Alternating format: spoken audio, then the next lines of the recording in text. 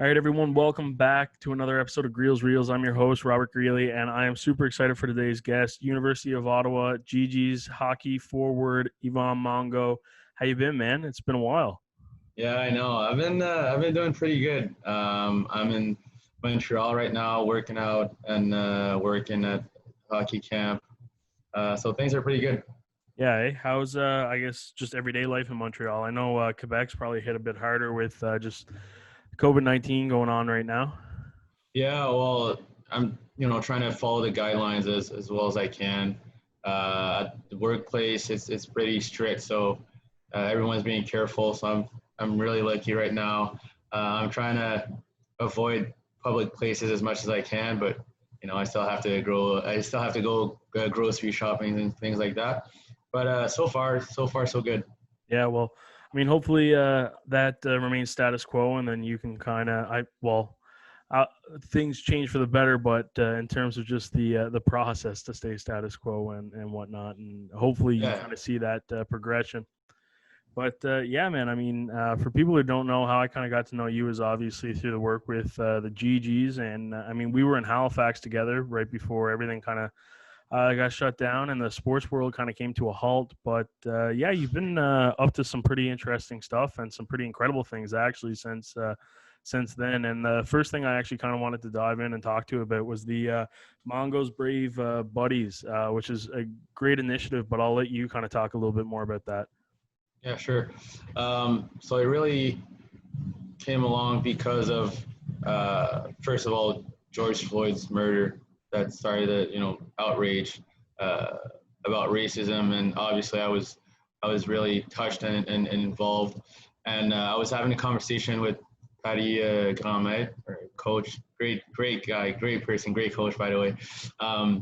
And yeah, we were just having a conversation about everything hockey, school, and then obviously it came on the topic of racism and how things had been for me.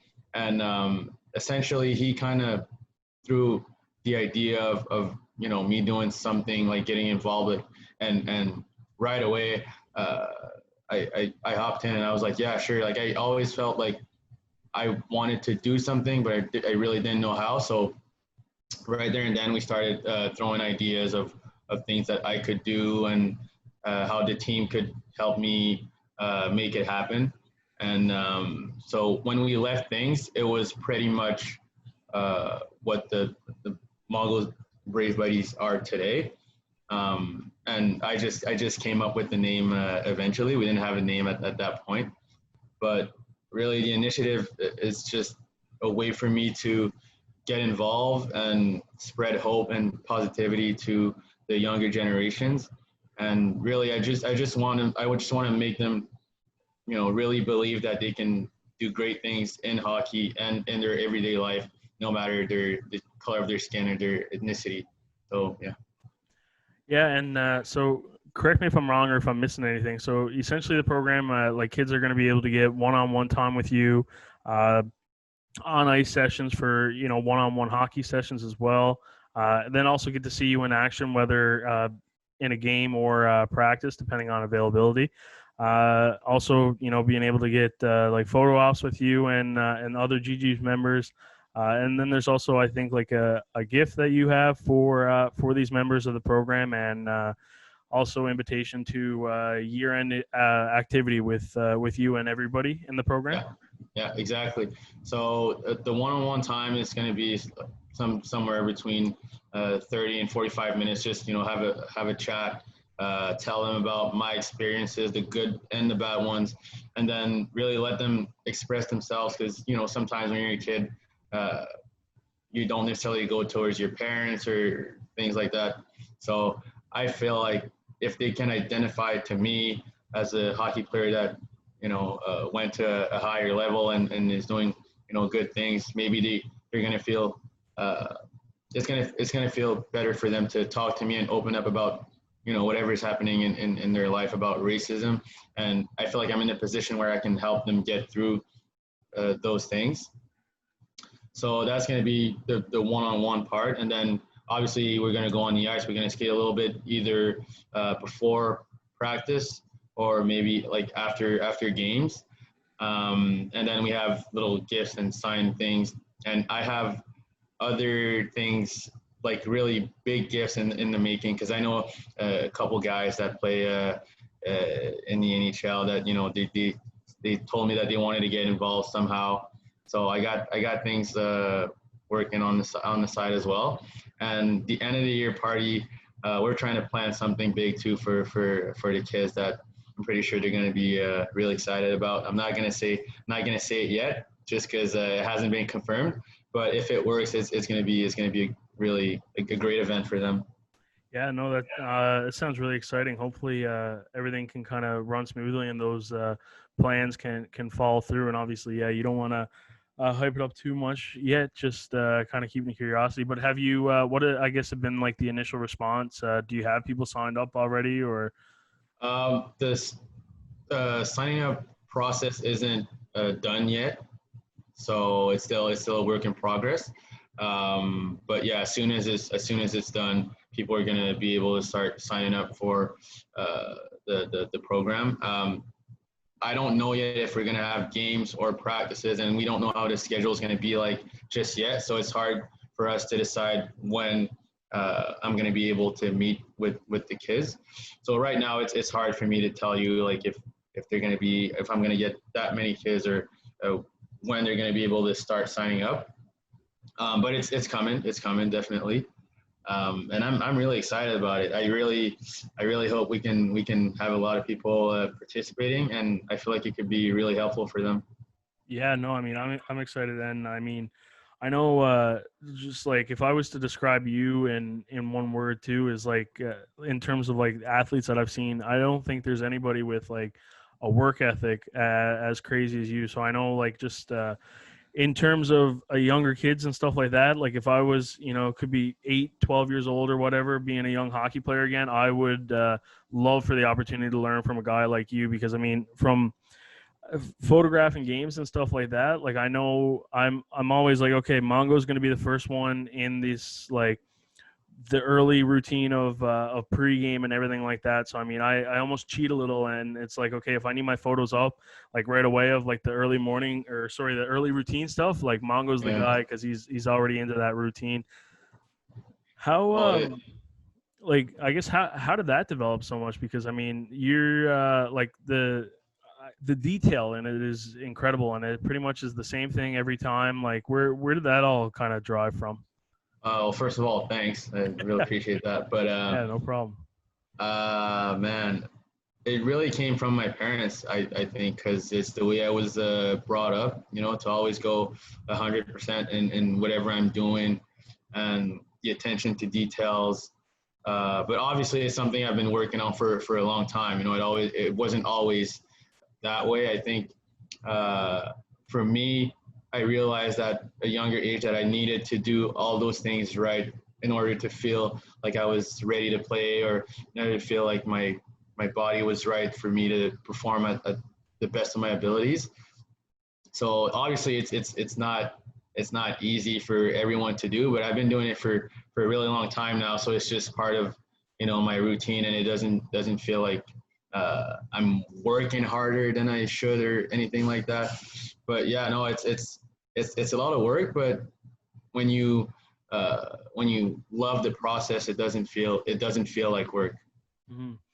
Would you do you think that like there's a direct correlation too with like on ice performance after, like let's say you had a flat tire on the way to the rink, so you don't really get to have that routine, and do you think maybe you might be a little bit off that evening? Is that something that's kind of like almost like a superstition in a way, where you kind of have to have it? Not It's not that bad. Like, it's not a superstition. I just really like to do my stuff, like get there early. But at the same time, I've been thought over a long period of time that I should focus on the things that I can control. So if ever something happens where I have to change my routine, I'm just gonna be like, all right, from that point, I'll just go with the flow and try to do as much as I can in the time that I have. And it shouldn't be it's not that hard for me to adapt to whatever situation is thrown at me. Hmm.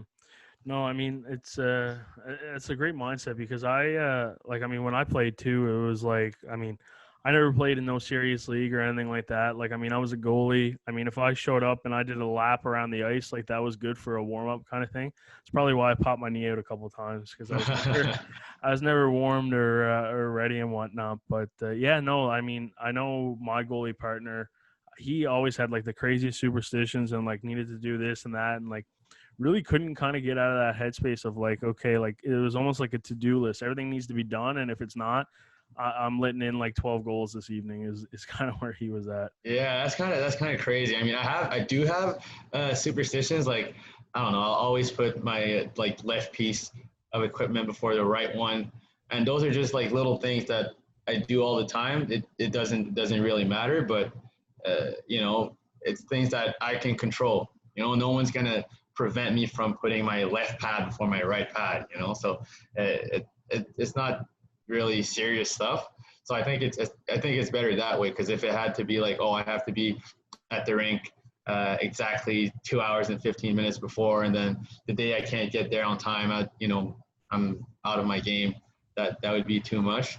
So I do have little superstitions, but other than that, I'm pretty easygoing. I just love to be sharp and feel like I'm prepared when I get to games or even practices. Hmm.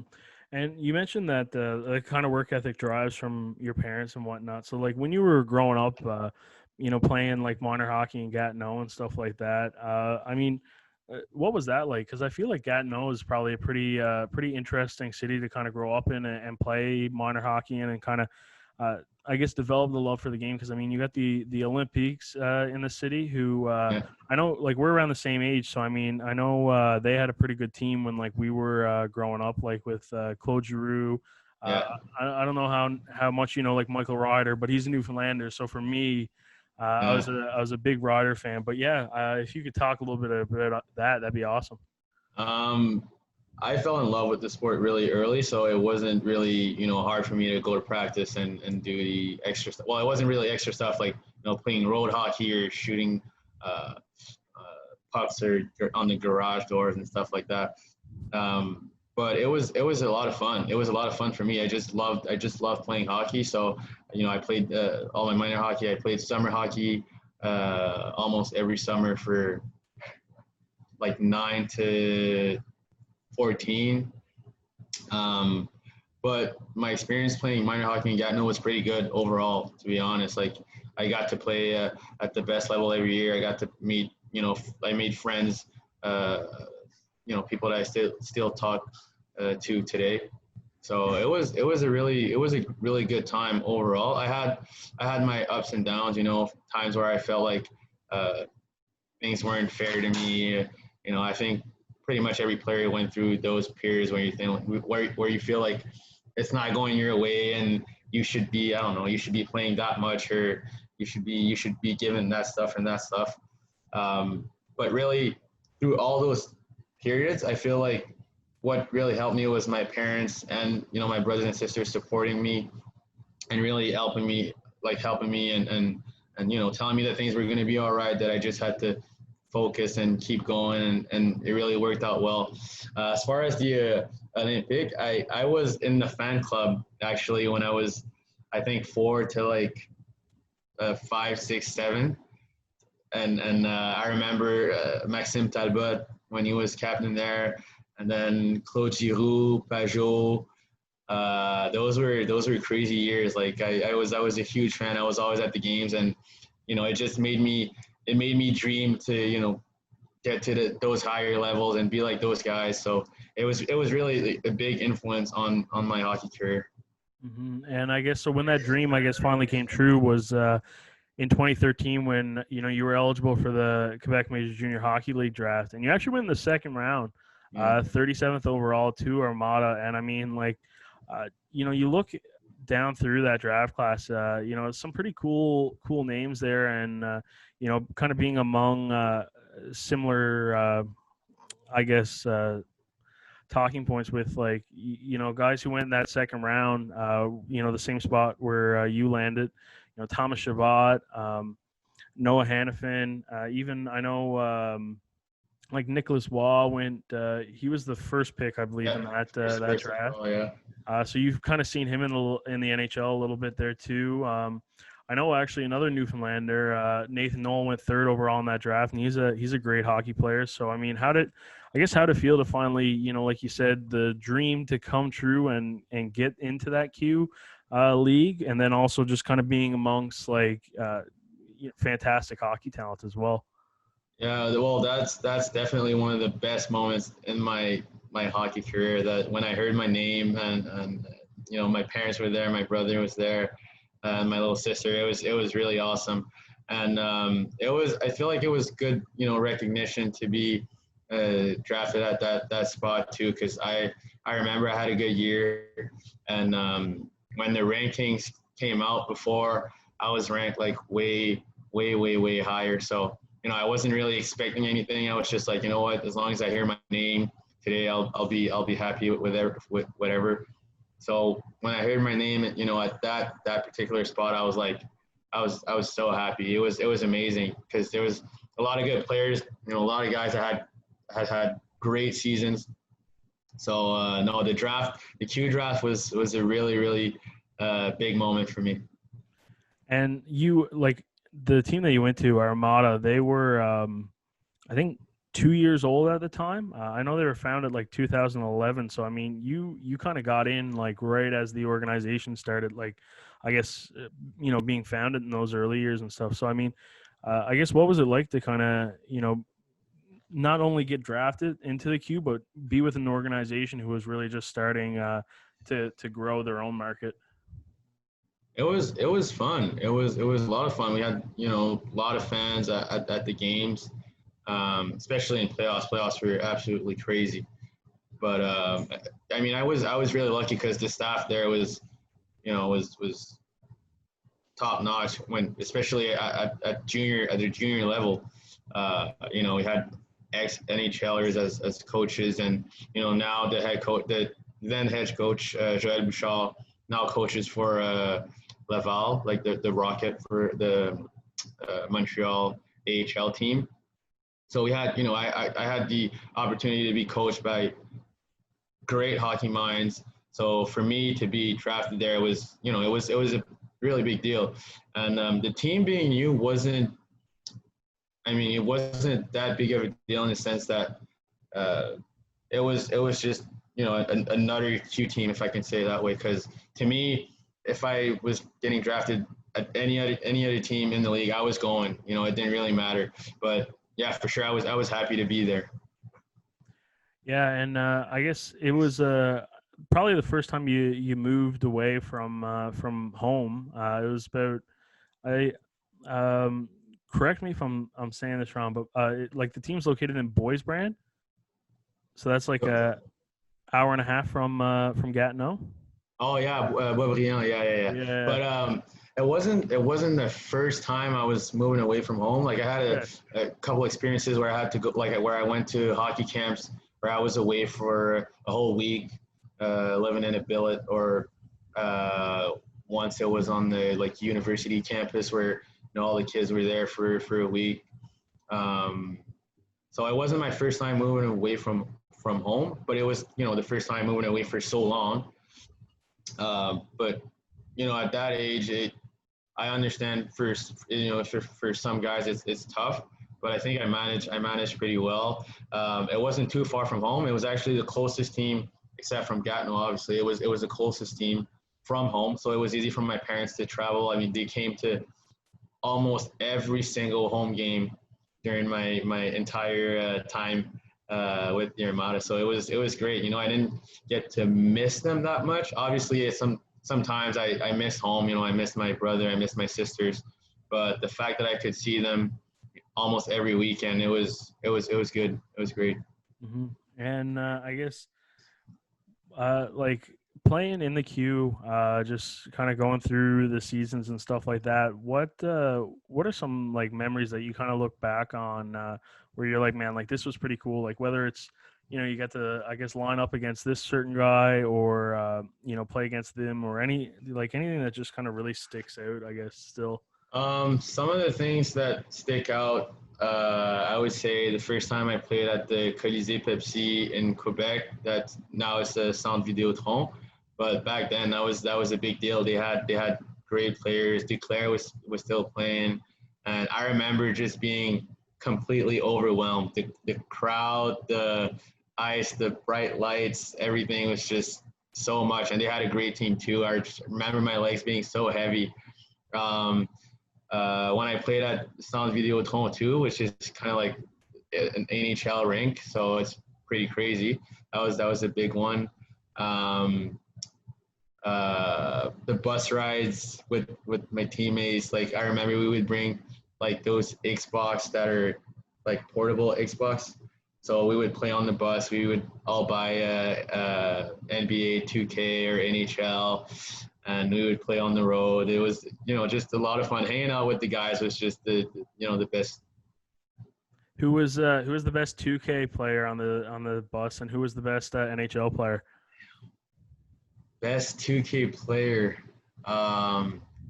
We had a couple good ones. There's uh, Pascal Corbeil was pretty good. Morgan Adams Moisan was pretty good too. Like I remember they were always beefing and chirping each other when they were playing. Either when they were playing one against another, or when one guy was playing, the other one was just be in the background and chirping and be like, "Oh my god, like that was a terrible shot" and stuff like that. So I remember that being a lot of fun. NHL, I can't remember who was the best one in NHL, but I know we had those games were a lot tighter because I feel like most guys played NHL more than 2K, so it was tough to say who was the best one. But yeah, no, it was a lot of fun. So yeah, I guess as the years went on too, you kind of in your last season in Armada, you found yourself in like a leadership role wearing the A. I guess at that point, like what did that mean? And like I guess if you could come up with any advice for anybody who finds herself in a similar situation where they're brought into that leadership role, what would you have to say? It meant a great deal to me because it meant trust from my teammates and trust from my coaches.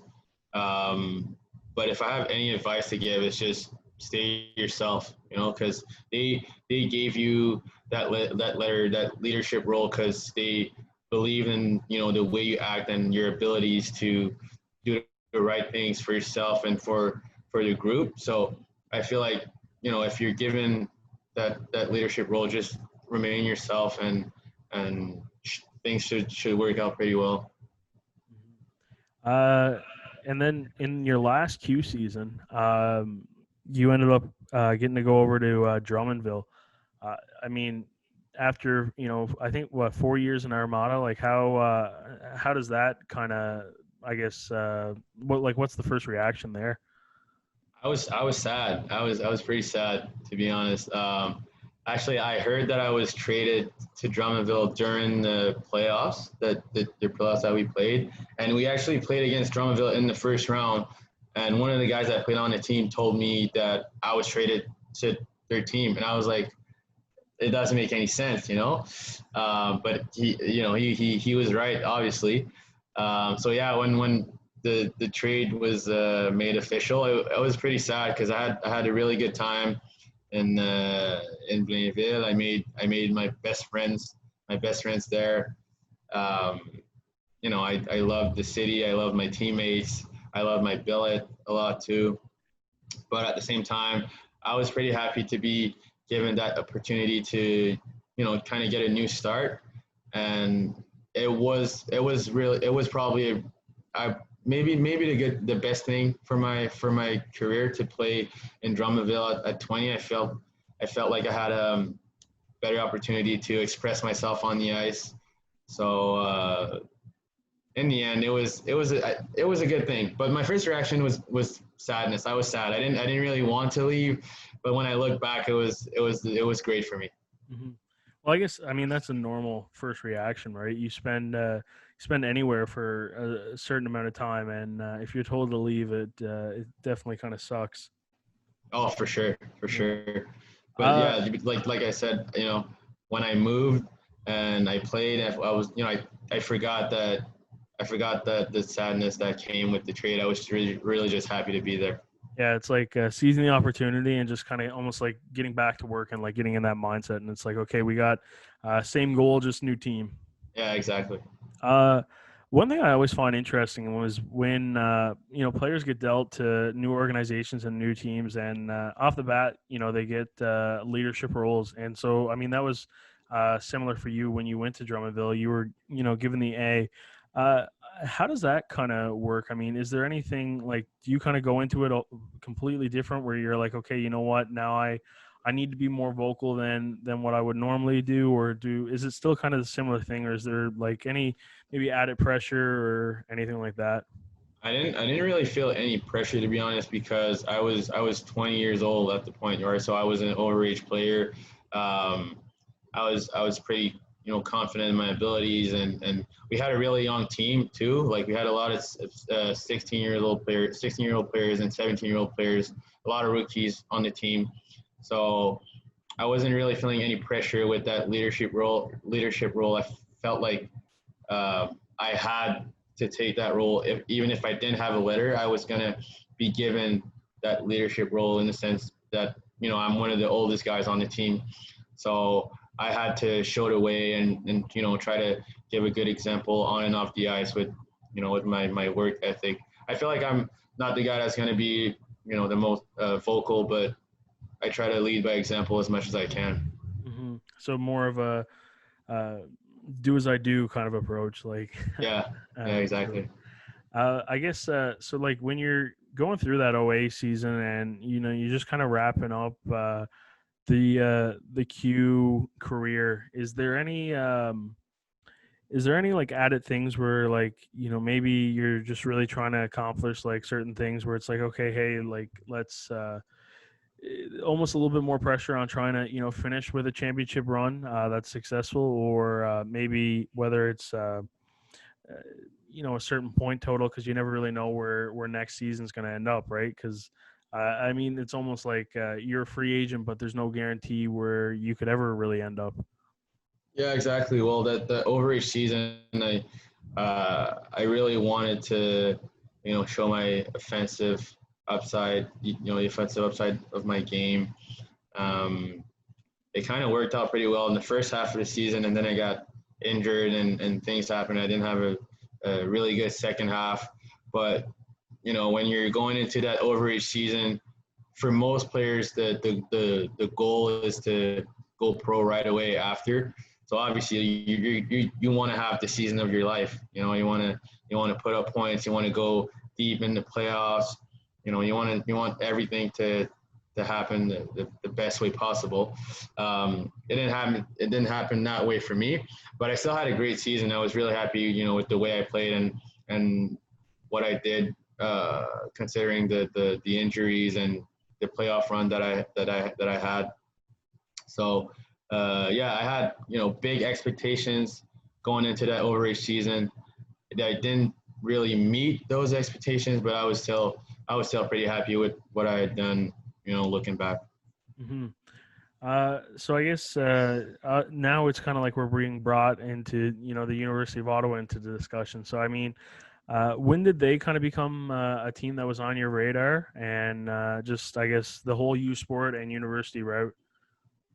Um, I was considering the university route going into my overage season. I met with Ottawa this summer before, and I got to tour the campus a little bit.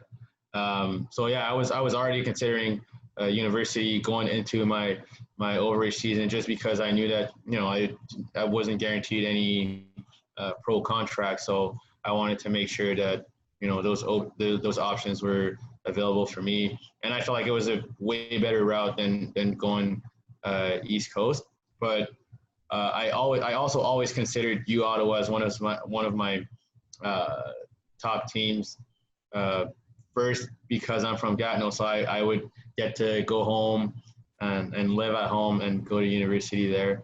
But then I met with Pat and Sully, and they really sold me that they wanted the program to become like a household name, and really that's what we're doing right now. So I'm really happy. I'm very happy with my decision. I think it was the best thing for me. Mm-hmm. And yeah, so I mean, you also you're still in the finance program, correct? Yeah. Yeah, so I mean, Telfer School of Management is definitely a great faculty added into U Ottawa. I guess we'll talk about academics a little bit. How's that been going? It's been going pretty good. My first year, I was really close to being a Canadian all Canadian academic. I messed up one of my finals, and I ended up getting just a little bit lower than a 8.0. So it was really good. But then the second year was a little harder, just because I took more classes every semester. I was actually taking 5 classes every semester, so it was pretty hectic schedule for me. You know, managing all that school stuff and the hockey schedule at the same time was pretty hard. So what I'm gonna do now is take summer classes, which is what I did this summer. I took summer classes for me to get a lighter schedule the upcoming semester. Obviously, you know, right now I don't know what the hockey schedule is going to look like. We're not supposed to be playing games until January 2021. So that will probably help me a lot for academics. So I'm really hoping to get good grades for the next semester and next year. And that's a common thing that I definitely see as a trend with varsity athletes. When people kind of ask about like managing workload, they tend to take courses in the summer, or they'll even stock up in the winter when they're. Well, I guess you guys are. You would still be in season in both the fall and the winter semester, so the summer Yeah. is definitely the time to double down. Any more strategies that you find help that maybe other student athletes could learn from? Um, to be honest, I don't really have strategies. I really just try to maximize the time that I have, whether it's between like practice and my classes. I'll just stay at the rink and study instead of I don't know, going home. Um, I don't really have strategies really. I just try to, you know, make sure I'm always on top of my workload, whether it's, I don't know, homework or essays or readings.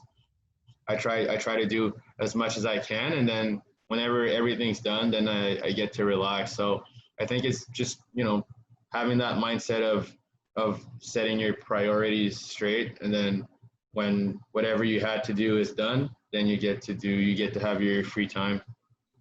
So the terms of in terms of the field of finance, I guess what kind of drives you there, and any future goals in that academic field that you think you'd like to meet? Well, I wanted to go in law school at first, but then I messed up my admission because I applied for common law right away instead of civil law because I'm from Quebec, and so I didn't know that I couldn't do that. And when I realized it was too late, so then I had to find something else. And so I said, okay, well maybe I can just go into finance and see if I like it. And after 1 year, I was like, yeah, that's you know that's really interesting. So I'm gonna pursue it and go all the way. I still plan on going to law school after. Um, what would be the ideal job for me would be managing portfolio for an agency. So really working with different athletes and you know managing their money. That would be great because you know that way I could still stay in touch with the sports world and you know kind of like the locker room. I'm Locker looking for room the word. lifestyle, Yeah, exactly, yeah, exactly. still stay involved. No, I mean obviously completely different career paths, but I mean that's one of the favorite things with like the stuff that I get to do is you basically still get to interact with the guys in the locker room. You get to have those road trips and the bus rides and stuff like that, right? And Yeah, exactly. definitely one of the biggest perks of just working in sport in general, right? So yeah, like your first season in Ottawa, I mean, it was pretty obvious that like you made an impact right away. You almost averaged a point per game. You were named to the OUA East All Rookie team. I guess yeah. After the first season there, like how were you expecting it to kind of play out like that? I mean, obviously everybody wants to have the best possible performance, but did you kind of meet expectations or maybe even break expectations? I didn't break expectations. I had big expectations for myself coming in. Because I really want to, I want to play pro after my university career. So I really wanted to make sure that I was having strong seasons every year. I got lucky too. I got the chance to play with Eric Locke and Jean-François Plante, which were great hockey players, and I played with them for most of the year, probably the whole year. So they really made my job easier as a new guy coming in. So I have to be thankful for them for the season that I had, and I was also happy that I was given a lot of ice time and confidence from the coaches playing on special units. So I was really happy with the season that I had, but I don't think I broke my expectations. I still think I could have done better, but definitely it was a rewarding season. Hmm. And yeah, I mean, hey, great mindset to have, right? Never satisfied is, you can't complain there.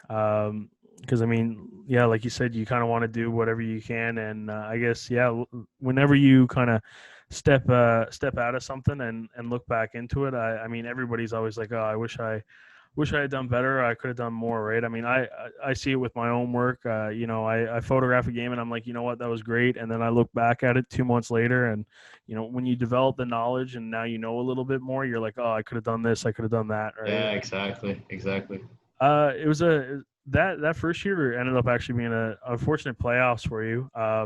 You got hurt after the first game, and I know just from talking to a few people, and then Ottawa ended up having like an earlier exit than hoped that year. I know a lot of people said that maybe the playoffs wouldn't have gone that way when if you didn't get hurt, and I believe like Hannah was another guy who went down for you. Um, when you're I guess who knows, maybe you heard that kind of stuff, or maybe you haven't, but like when you hear that and like people are kind of putting you in that category of being able to turn results around, is it I guess for lack of a better word, warm your heart a little bit more, or Oh, well, for sure, for sure. yeah. It always feels good to get those kinds of compliments. Um, but at the same time, I'd rather not have to hear them. I'd rather just be healthy and play and help the team go deeper in the playoffs. That was really unfortunate for me. It was my first time being injured that bad and being out for so long, and that terrible time too. But at the same time, when I look at it, if it was going to happen, I was happy that it happened at that time, because then I had the whole summer. Like, I had the end of spring, and then I had the whole summer to really rehab and get ready for the next season, which is exactly what I did. So the timing was terrible, but at the same time, if it was going to happen, it was the best time, if I could word it that way. Try and find a silver lining in everything, basically. Yeah, exactly. So yeah, I mean, you just finished up your second season, and I mean, I got a front row seat to it. It was a lot of fun. I mean, yeah, take us through that second season, and then obviously, it was a great playoff run right to the Queen's Cup, and then unfortunately we didn't get to play out those nationals. But yeah, I mean, how do you kind of what were your takeaways, and I guess thoughts on all that? Well, first off, Germany, the trip to Germany was Yeah. absolutely crazy, amazing, like great time.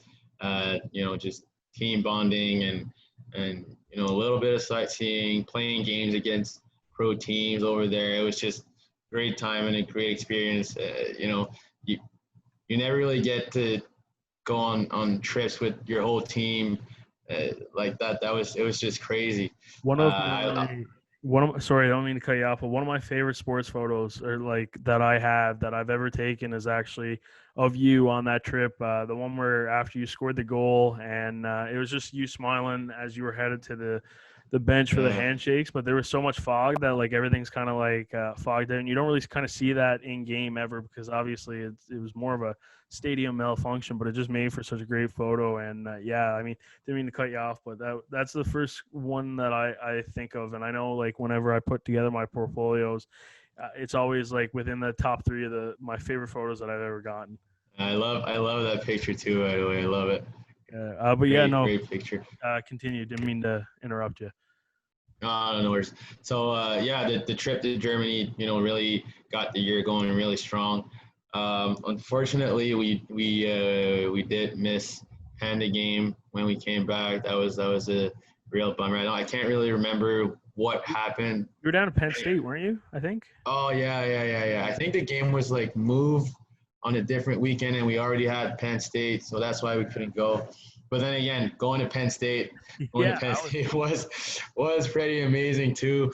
Just getting to see the facilities, and then we watched the football game, and we had the tailgate before. So that was a great weekend too. I mean, you watched the Penn State football game with like 100,000 people, and saying that you're missing the Panda game with like 24,000. I mean, Yeah. I love the Panda game, but I mean, if I was gonna pick an experience that would, live up to maybe Panda game expectations, I think it would be a Penn State home game. Oh yeah. Penn State was right up there. But I'm just saying that in the best possible world, we would get to go to Panda game and then go to Penn State. Yeah. But then again, going to Penn State was insane. It was crazy. So it's just one of those experiences that you'll never forget. And then playing against them too, that was really good. It was a good matchup, good way for us to see where we rank, compared to them. And then we got the season going, and I feel like this year was a really challenging year for us, because my first year I think we lost 2 games in regulation the whole year, and then 2 more games in shootouts, something like that. Whereas the second year we lost, we had tough games and games where we wouldn't show up the right way. So, we had times that we were questioning ourselves, and we had to look, really deep for us to figure out what we had to do to, turn the ship around and get ready for playoffs. And I think that's exactly what we did. We had a lot of team meetings. Coaches were doing a lot of stuff outside of the rink to figure out, ways to help the guy stay on the right track and show up to every game. And we really managed to come together when playoffs came, and we had a great run. We were really, we were a really tight group, and it showed. No, it was an incredible run, and I mean, like I think it's sometimes like even like coming back from Concordia, like when we like clinched the spot to nationals, like I mean that was just such a fun bus ride back. Even the game itself, like I mean a lot of goals, a lot of offensive moments. You actually had one of the best goals I think of that playoff run live there. The little I believe you cut wide to the right, beat the defender, and then just one little move and tapped it in the open net there for yourself. Yeah, that was a really good moment for me. But the whole game was great. Like everybody showed up. We were on top of our stuff, and we didn't give them a chance to even get back in the game. But yeah, like you said, the bus ride after, that's one of those moments that's just, it just shows how tight of a group we were. We had so much fun together, and it was such a good time. Mm-hmm. And I guess obviously you get to spend a few days in Halifax there, and unfortunately everything with COVID-19 unravels, and with such a large graduating group, it's it was really unfortunate to see like 17 graduates not really get the chance to play out those last few games. You yourself have a completely different experience with it, because I mean you almost do get to come back, and it's not your last game. I guess obviously it doesn't make it any easier, but I guess, yeah, talk about that experience, I guess, through your eyes. Well, yeah, like you said, I think the worst part for me was thinking that for a lot of guys that was their last, their last shot at, playing like a high level of hockey, and for them to end it on such a bad note, I felt terrible, and just for myself, I was really sad too, because I felt like we had such a good game in the OUA finals where we lost, and I think it was triple overtime if I'm not mistaken. Yeah, I think actually I could be wrong, but I'm pretty sure it's the longest Queen's Cup in history. That was a crazy game, but yeah, it was a really tough loss to swallow. But I felt like going to nationals, we could kind of redeem ourselves, and for us to not even play, a single game in the tournament, that was really hard, especially because, for our point of view, we thought we could still play the tournament and then, go back and follow whatever the guidelines were at the time. So it was really tough. It was really sad. But then, like you said, I have 2 more years, so I started looking at in a different way, telling myself that okay, like I didn't get to play, I didn't get a chance to prove what I could do, but then, and next coming years are going to be really important, because obviously we want to go back and we want to get that national championship that we wanted so bad.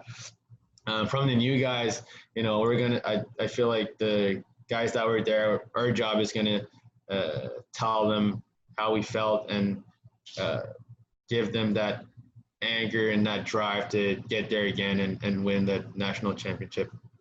Almost that like never take a moment for granted kind of mentality, because you never know when things could end. Because I mean, obviously, none of us expected that the season would be ended because of a virus, right? Like we thought it would be Right. an unlucky goal or something like that, or an unfortunate penalty kill that just doesn't go our way or whatnot, right? So Yeah, right. That's no one can. If you told me at the beginning of the year that we would go to nationals and then we wouldn't play a single game because of a virus, I would have said you're a complete liar and it doesn't make any sense. But then life happens, right? So, mhm. uh, yeah, never take any moment for granted, and it goes by so fast that you just have to appreciate every moment, and make the most of your time at university.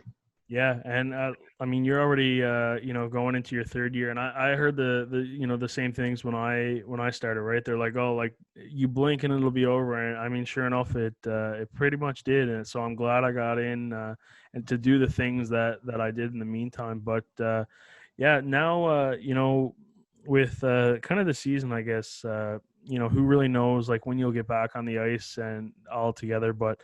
It's going to be a very different year for the GGs. You're gonna, be one of the veteran guys in that room, and you're gonna have such a large recruiting class coming in. Where, like, I mean, nobody really sees that big of a class in hockey, right? But that's the nature of graduating so many guys. So I guess, like, how do you, I hope to manage and I guess be a role model for those new guys? Well, I think it's going to be important for us to, try to bond as quick as possible. We have a lot of guys that obviously don't know each other. So for the returning guys, it's going to be important to get everyone involved, and, try to get the group tight right away. Um, Obviously, it's going to be a different dynamic, so we can't expect for things to be the way they were before. But, I'm confident that we have a great group of guys, because I know the coaches recruit great people before they recruit great players. So with that mentality, I think we're going to be able to, get things going pretty smooth, and then, just give them that mentality of coming to work every day, and making sure you're sharp on the ice and off the ice and with your academics. Because then when you're doing everything right off the ice, it automatically translates on the ice. So um, yeah, I think our job for the returning guys is just really try to show the way and make sure they stay on top of their things. hmm And I guess there might actually be some overlap. I don't really know, and you can let me know. But the guys, especially coming from the Q, have you played against any of them, or maybe even played with them? Any of those Quebec guys coming from the major league, or sorry, Quebec Major Junior League there that you're excited that might finally be on your team again, or I guess yeah. Yeah, I played against every one of them. Every single guy that's coming from the queue from like this year, I played against them. There's one guy, Poulain, that I played with the Armada. I was actually like his vet in the sense that I was the one that had to pick him up and drive him to school and then drive him to the rink. So we already had a really good chemistry. So I'm really excited to get the chance to play with him again. Yeah, that's the only guy I played with. But I kind of know some of them from outside of hockey. But really, that's the only guy that I played with. I guess are you going to try and get him to return the favor? Maybe pick you up for class a couple times now, or? We'll see about that. I know I think he's gonna live close to campus, so I might ask him to drive me around a little bit sometimes. Yeah, just get a little bit of a payback. Just always hit him with well, hey man, remember in Armada when Oh when I yeah, was driving you around? Just I'll pull that card for sure. Yeah, I guess I think it's I mean it's going to be a great couple of seasons for the GGs ahead, and I mean I'm super excited to kind of see where it goes. And I think with U Sports hockey and just in general, I think the product is growing day in and day out. Right, you're seeing more and more graduates sign pro deals, whether it be in the coast or overseas in Europe and whatnot. So I mean, with all that, and like obviously social media is growing, and you're seeing clips being shared all over. I know there's been a few GG's highlights that have made its way onto Sports Center and stuff like that, right? So I think the future is definitely exciting, and I can't wait to see. And hopefully, we can get back to the action soon. Yeah, the future is really bright for our league. I feel like more players are making the jump to youth sports rather than trying to go pro right away. I think more guys are feeling like academics are really important, or maybe understanding that academics is still important because at some point you're going to stop playing hockey, right? So you gotta still prepare something for after. So I feel like a lot of major junior guys are making the jump to youth sports, and it's making the league just better. And it shows when we play against NCAA teams from the States. We got a lot of teams getting really good results, winning games or getting tight games. So definitely bright future for a league, and I'm really happy because I'm a guy that wants to play pro after. So the better the league is, the better it looks for me too. You know what I mean? So yeah, really happy. Yeah, no, 100%, right? And yeah, ideally that just keeps growing. But and this is basically the part of the podcast where because that's everything I got for you. So now the show is yours. You can talk about whatever you want, whether it's a life lesson or a story you want people to know, or maybe it's something you're working on or whatnot. Yeah, whatever you want. The show is yours, man. I don't have much to say, to be honest. I think we covered pretty much everything. If I can just go back on the Mongo's Braves buddies real quick. It's just something I'm really excited about, and I hope if people are listening, they can tell other people or spread the word for kids to participate. I think no one should be shy. It's really an open-minded, easygoing conversation that I want to have with them, and just feel comfortable signing up. And I think it's going to be great if kids come and I can share my experiences and spread positivity and hope. Yeah, I'm just going to be really happy about that.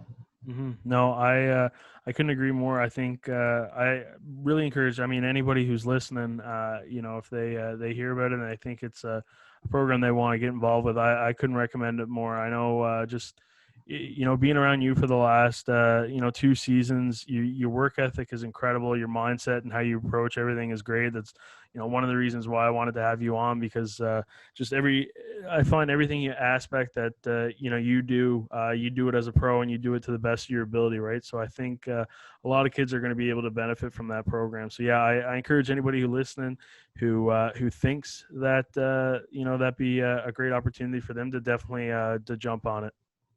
Right. I was gonna say something, but I forgot. I'm really tired. I'm really tired right now. Yeah, You know what? You were working out before, eh? Yeah, I worked. I started working at eight today, and I finished at 4:30, and then I had a workout. So and I didn't have time to eat. So right now my mind is going right, left, and center. Well, man, I with that being said, then I really appreciate you taking the time to chat, and I'll let you go get some food, and yeah, I mean we'll sign off here now. I hope you guys all enjoyed this episode. All of Mongo's social links are going to be in the description and stuff like that. Definitely recommend you go check him out. He's going to have some great seasons with the GGs, and also definitely a great pro career and professional career. The dude's going to kill it in whatever he does. I'll put my money on that right now. So yeah, in the meantime, stay best, kind. Hey, thanks for having me. Thank you.